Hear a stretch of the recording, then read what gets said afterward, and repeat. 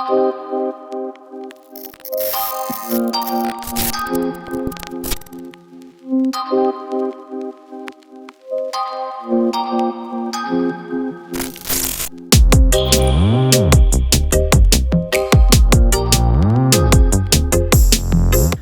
I'm Laura, Product Performance Specialist for Krone UK, and today we're going to be looking at some simple maintenance aspects to make sure that your Krone Big Pack baler is ready for the field.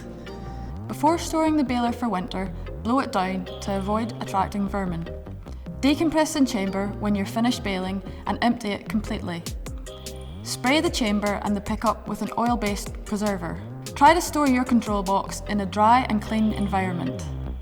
Run the auto-lube system to protect the components from moisture over winter.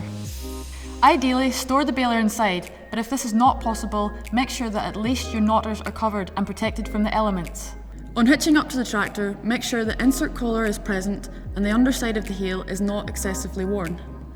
Have a thorough inspection of your whole pickup unit. In here, have a good look at your tines, making sure none are bent and rubbing against your scraper bars. Also have a look at your rear corner augers, making sure that they are not damaged and they are in correct time with your tine not catching. When checking your pickup chains, make sure that your spring tensions are sat correctly, referring to the operator's manual, and make sure that your links are not excessively worn. When it comes to tyres, it is important to make sure that they are all set at the correct pressure. These pressures can be found inside the rim or on the chassis of the machine itself. Also inspect for damage, such as bulging or gouges, which can result in air loss. Now we're going to have a quick look at the VFS system on the baler, as it is the vital part of the baling process. We want to pay particular attention to this nylon roller on the arm, as excessive wear will eventually cause problems, which will stop you baling. This is a wearing part, and if the roller is worn, it is a good idea to get your dealer to replace it at service. Now we'll have a visual inspection of the chamber rollers and the head dogs, which are found on both sides of the baler. First, we need to make sure that the chamber rollers run freely when the baler is in operation, forwards and backwards within the runners. Also make sure that your scrapers are set correctly, just lightly brushing the bottom runners. The head dogs need to fully retract from the chamber wall, outwards and inwards, and just have a good look round your spring at both sides and check for strain or cracks. It's very important to use a good quality string, especially in our high density balers. We advise to tie the spools together using the reef knot, as this is the flattest knot and will move through the machine with ease, not catching on anything. To tie the reef knot, we get both ends of the string, cross them over, like so, and cross them back across each other, like this. Pull tight, and that is ideal for not coming undone. Here we have a good example of our Krone string. You can see this is a good strong string as it holds itself together, and it should resemble a fisherman's net, and that's an ideal string for your baling. Next we're going to look at the auto lube system. Please make sure that this is kept topped up on a regular basis, as it provides lubrication to the vital parts of your baler, such as the knotters and the VFS system. When filling the reservoir, do not be tempted to remove the lid, as dirt in the system can cause a lot of problems. Also make sure the breather is unobstructed.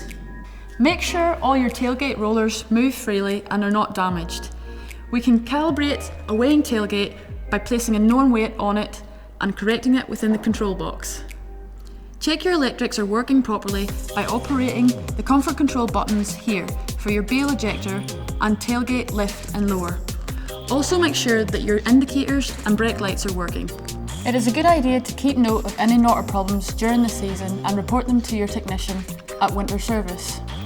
Now we're going to have a look at the knotters on the baler and look at one example of a knotter head when it is lifted up out of work. An untrained operator should not mess too much with knotters, but there are some basic checks that you should be able to do when heading out to the field to bale. Firstly, when we remove the bolt and lift the knotter head, we should check the cam track to make sure that no teeth are missing or damaged, and this would lead to a mistie. Next, we want to make sure there is a correct contact between our bill hook and our stripper arm. If there is a gap or it is too tight and the stripper arm doesn't pass over the bill hook, this will want adjusting. We also need to make sure that the bill hook roller turns freely in here. The tension on your bill hook tongue is dictated by this plate on the side, which can be loosened or tightened by this 13mm nut. This should be tightened so that this plate can just move and no more. Next, we want to look at the sweeper finger. There should be no play in this backwards and forwards.